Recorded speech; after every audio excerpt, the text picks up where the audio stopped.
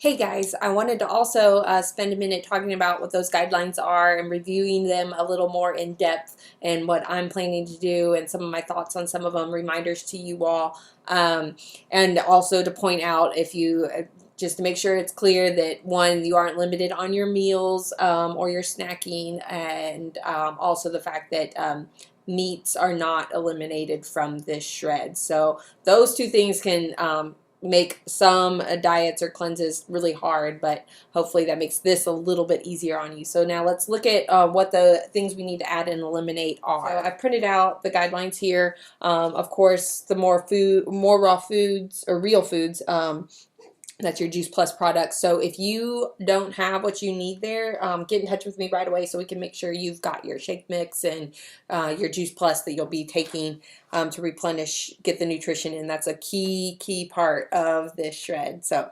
then plenty of water. My thing is I had bought a nice water cup during my pregnancy to help make sure I was getting enough water every single day. So to make sure that I'm getting more than enough, I am going to track how many times I refill it each day, and my goal is 2 to 3 times at least. I feel like I need to get even a little more than half my body weight because of nursing and breastfeeding. The hardest one, honestly, for me, I think is going to be the sleep, and that includes elimination of stuff. I know I'm not getting enough sleep with breastfeeding, trying to work at night. Just everything makes it hard for me to get 7 to 8 hours of sleep right now. So that's going to be a real challenge, but I am really set on trying to get to bed at a reasonable time, whatever it takes. Then, of course, the exercise most days. Some of you guys might already be in some sort of exercise routine. You might have something planned for the new year, and that's awesome. I've had my 6-week follow-up appointment from George's birth, so I'm good to do whatever exercising I want, and I don't have anything special at home. I don't go to a gym right now because of the kids, so I have some.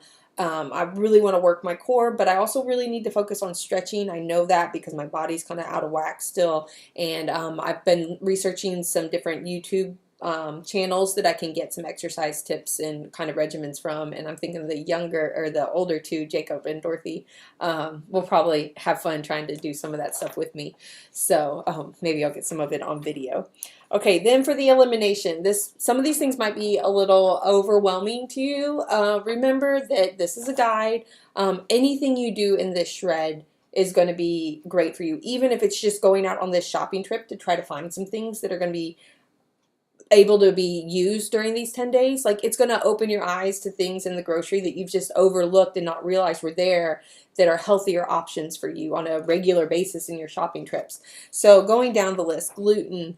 I know we hear more and more about that. People put gluten, non-gluten labels on things that have always been gluten-free. It's just kind of a trendy word, but it is true that eliminating gluten is going to help your whole body just function at a better level. And I already had one of you say something about, oh no, spaghetti and pasta. Gluten-free spaghetti and noodles, pasta, it's out there all over the place. This is an organic brand, of course, but it's a Kroger brand, and it's honestly about the same price as any other spaghetti you're going to buy at Kroger. And more places have organic brands, and gluten-free pasta is really not hard to find at all. So the only thing I've found, and I've got to keep working on this, is sometimes my leftovers are they get a little stiffer. So there might be better brands for that. I can't give you tips on that yet, but maybe after the shred, I'll know which ones are the best gluten-free pastas.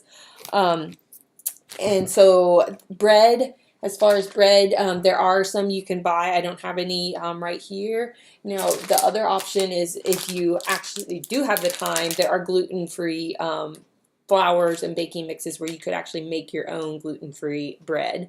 This is a brand that's you can find most anywhere, Bob's, Red Mill, and they've got other mixes too, but they do have a gluten-free bread mix that you could do.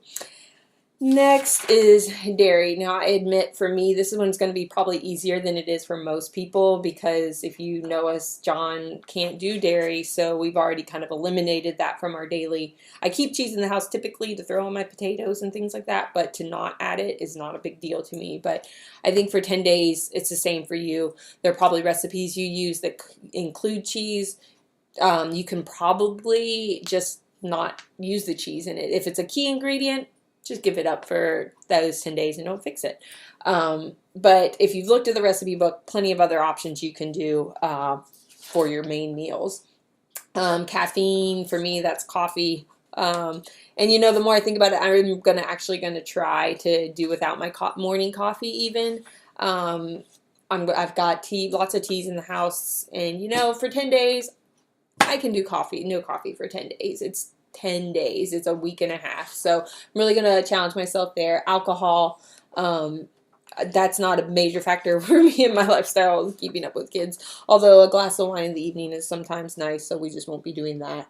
The processed foods, that's a little, you know, what is a processed food? Everything is almost processed to some degree, but I think these are really your major, like, obvious things, like freezer things, chips, you know, they might not necessarily fall into one of these other categories of what you're eliminating, but munching on a greasy bag of potato chips really doesn't fit into the shred.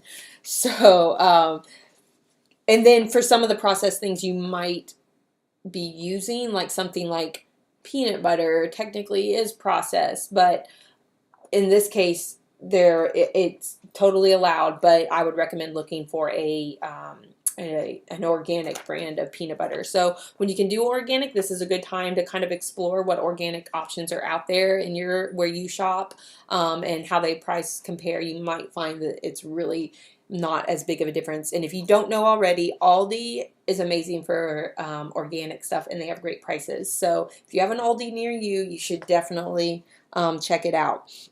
Artificial and refined sugars. That's in a lot more stuff than you realize. We were talking about spaghetti earlier. There's sugar in almost any spaghetti sauce you will buy. And you know, if you need to buy that kind to feed your family, I totally understand. Like, it's just part of it. But it's also not very hard if you've got diced canned tomatoes to throw together your own pasta or pasta sauce and not add the sugar. And for, like, if you are doing teas and stuff, putting in honey, or there's also non-refined, like your cane sugar and stuff if you really needed it, but to try to limit that would. And the last thing, eating after 6 p.m.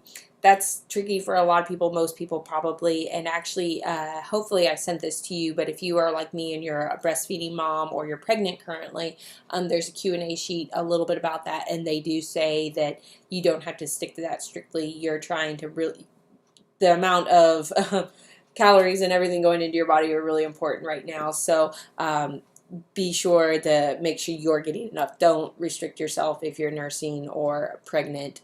And those are the guidelines, and I'm going to do my best to stick to all of them. I'm curious to hear what you guys are going to do. So give me your feedback, give me your questions, and let me know where you are with things if you've started thinking about it again, and let me know if you need any more product.